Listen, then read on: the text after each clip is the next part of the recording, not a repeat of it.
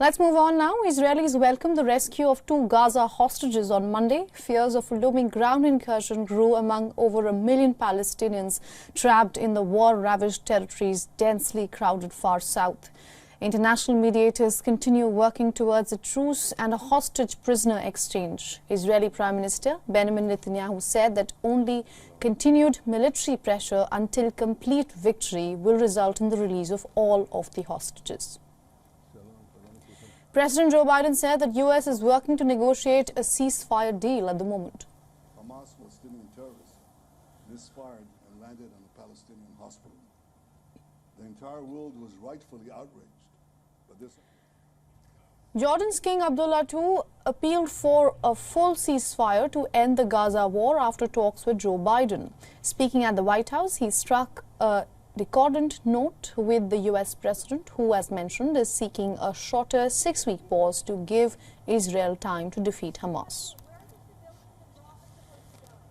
Weeks of talks towards a ceasefire have brought no results yet. Israel says around 130 hostages are still held in Gaza, including 29 who are presumed dead.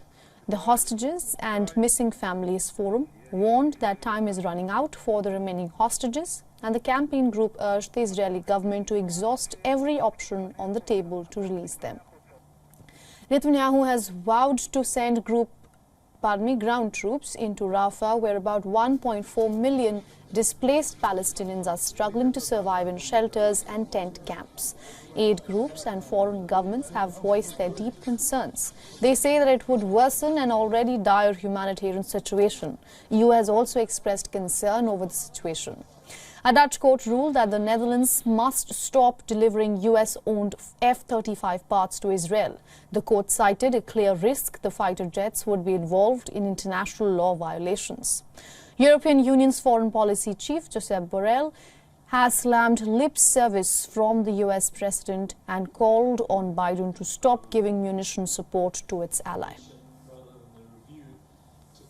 Meanwhile, France has delivered a written proposal to Beirut aimed at ending hostilities with Israel and settling the disputed Lebanon-Israel frontier.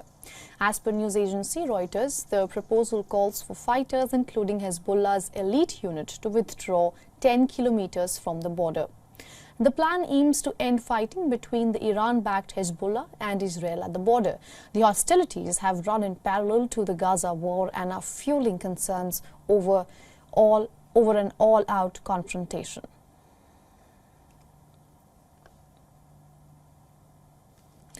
Now, for more on this, our correspondent Jody Cohen has sent us a report from Tel Aviv. We asked her talks being brokered by Egypt, the US and Qatar following the bilateral between the US and Jordan. Israel has hesitated to send a negotiating team to Cairo after Hamas presented their counter-proposal to the US Qatari-Egyptian proposal for a hostage release deal and pause in the fighting.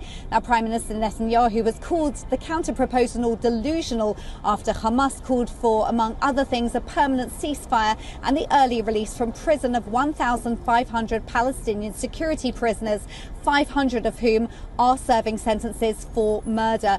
However, following a call between President Biden and Netanyahu, Israel has announced that it is sending a delegation to the talks. Meanwhile, at the White House, Jordan's King Abdullah has called for a ceasefire, while Biden expressed hope that there will be a 6-week pause, enabling time for further negotiations. This is Jody Cohen for WION World is One.